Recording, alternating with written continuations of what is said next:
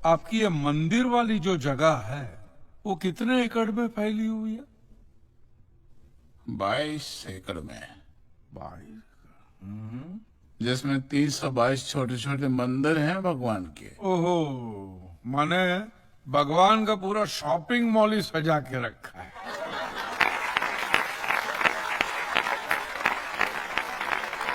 Silence. और इन सारे मंदिरों में भगवान की सेवा के लिए 142 पुजारी हैं, समझा? आपके मंदिर के बाहर भिखारी कितने बैठते हो पता है आपको? क्या? भिखारी भिखारी अंदर की 320 मूर्तियां, 142 पुजारी याद है आपको, लेकिन आप ही के मंदिर के बाहर बरसों से कितने भिखारी बैठते हो याद है आपको? मिलॉर्ड, इनके मंदिर के बाहर जो भिखारी बैठते उसमें किसी को भी मंदिर के अंदर एंट्री नहीं। अब धूप हो, बारिश हो, बाढ़ सड़ते रहने का, अंदर पैर नहीं रखने का। ना मत कहना, ना मत कहना। ये आप ही के मंदिर के पुजारी ने मुझे बताया था। उसने तो मुझे ये भी बताया था महाराज कि कांजी भाई, ये केस अगर आपको जीतना है ना भैया, तो हर सोमवार को आइए। तो मैंने पूछा मिलॉर्ड कि मैं कहाँ हूँ? तो कहते शिव जी के मंदिर में आइए और 1 लोटा दूध चढ़ाइए, फिर देखिए। मैंने बोला ठीक है, ये भी करके देख लेते। तो मिलॉर्ड में पहुंच गया मंडे को दूध का लोटा लेकर।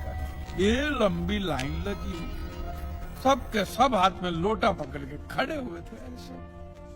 मैंने सोचा अंदर जरूर कोई दूध पीने वाला होगा, वरना ये सब गधे थोड़ी है जो ऐसा लोटा पकड़ के लाइन में खड़े।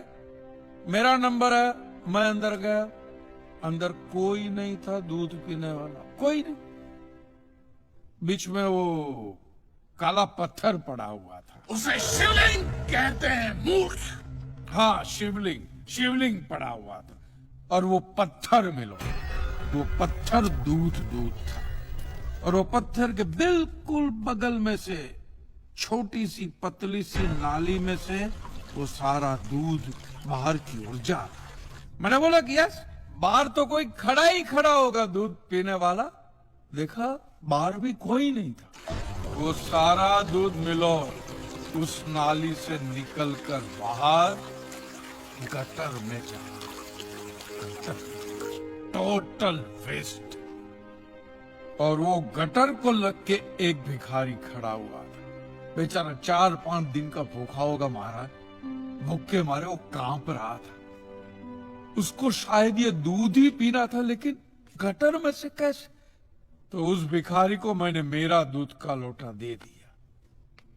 और दूध पीकर उसने मुझसे क्या कहा पता है? भगवान तेरा भला करे।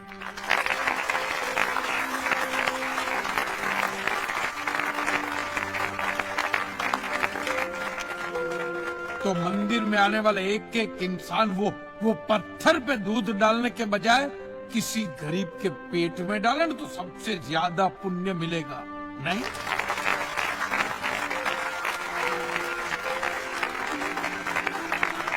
और हाँ मौलवी साहब, किसी दरगाह पे फूलों की चादर उड़ाने के बजाय किसी नंगे फकीर के बदन पे कपड़ों की चादर उड़ाई जाए ना, तो अल्लाह को बहुत खुशी मिलेगी। और जीसस के सामने मोमबत्तियां जलाने से अच्छा है किसी गरीब की झोंपड़ी में जलाइए, तो उसके घर में कभी अंधेरा नहीं होगा। क्यों, तुम भी भगवान को नहीं मानते क्या? अरे मैं खुद भगवान हूँ। अच्छा, तो मैं अमिताभ बच्चन हूँ। दूध, चद्दर, मोमबत्ती ये सब चढ़ाना एक प्रथा है। भगवान की पूजा अर्चना, इन सब का मूल्य तुम नहीं समझोगे, क्योंकि तुम एक नास्तिक हो। जगत की मोह माया से तुम अभी तक मुक्त नहीं हुए। आप तो हो गए हो ना, आप तो बिल्कुल मोक्ष के दरवाजे पे खड़े हो। तो ये जो रीति रिवाज के नाम पे ढोंग चलते उनको बंद करवाइए ना महाराज। शनिवार को हनुमान जी की मूर्ति पे कितना तेल बर्बाद होता है पता है आपको? लोग 2 रुपए के 5 रुपए के सिक्के यूं यूं यूं करके मूर्ति पे चिपकाते हैं। हनुमान जी सारे चिल्लर का क्या करेंगे? कांजी भाई बिल्कुल ठीक कह रहे हैं। साईं बाबा अपनी पूरी जिंदगी गरीबों के लिए और गरीबी में जिए।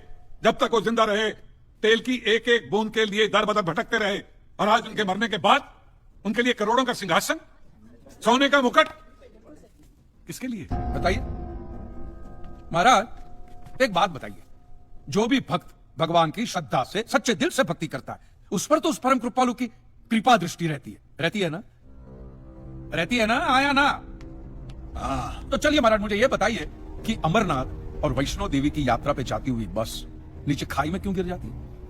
वो तो भगवान की भक्ति के लिए जा रहे थे, श्रद्धा से भजन गाते गाते जा रहे थे, तो भगवान ने डायरेक्टली उनको ऊपर बुला लिया। और आप मुझे एक गाड़ी ऐसी बताइए जिसका एक्सीडेंट हुआ हो और जिसके अंदर भगवान की मूर्ति या फोटोग्राफ ना हो। बताइए बताइए। I object my Lord. From day one ये आदमी बातों को यूं यूं गोल गोल घुमा रहा है।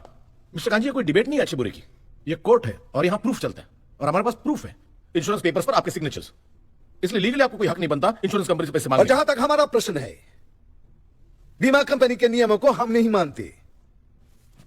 अगर उन्होंने लिख दिया कि भूकंप जज साहब ने करवाया है, तो क्या जज साहब पैसे देंगे? इसी तरह पॉलिसी में भगवान का नाम लिख देने से भगवान पैसे देने के लिए प्रतिबद्ध नहीं होते। अगर आप चाहते कि भगवान आपके पैसे लौटा दे, तो ये प्रूफ करो कि ये भूकंप भगवान ने किया है, किया ही है ना? इन राइटिंग है, कहीं लिखा हुआ तुम्हारे पास है? Any proof? मिलोड, ये mister kanji, court of law में सिर्फ दलीलों पर फैसले नहीं होते। आपकी दलीलें, आपके आर्गुमेंट्स आम जनता के लिए कितने भी वैलिड क्यों ना हो, लेकिन अगर आप उन्हें साबित नहीं कर सकते हैं तो उनका कोई मतलब नहीं। आपके पास कोई सबूत है? No milord. In that case ये अदालत आपको 1 महीने का आखिरी मौका देती है। अगली डेट पर अगर आप सबूत नहीं पेश कर सके तो I am afraid you will have to rest your case and all others. Court is adjourned for the day. Relax. अगली बार इस कोर्ट में नजर आए ना, तो माननी का ऐसा केस ठोकूंगा, पहने हुए कपड़े भी उतर जाएंगे। Relax.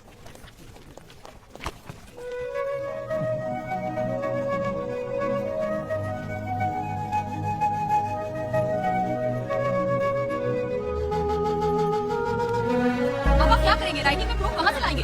Because you're not alone, Mr. Kanji. It's a matter of philosophy. बहुत से लोगों की उम्मीद आपसे लगी हुई है। सर, राइटिंग में प्रूफ कहाँ से लाएंगे आप सर? कांजी भाई, बहुत से लोग आपके साथ जुड़े हुए हैं। कांजी भाई।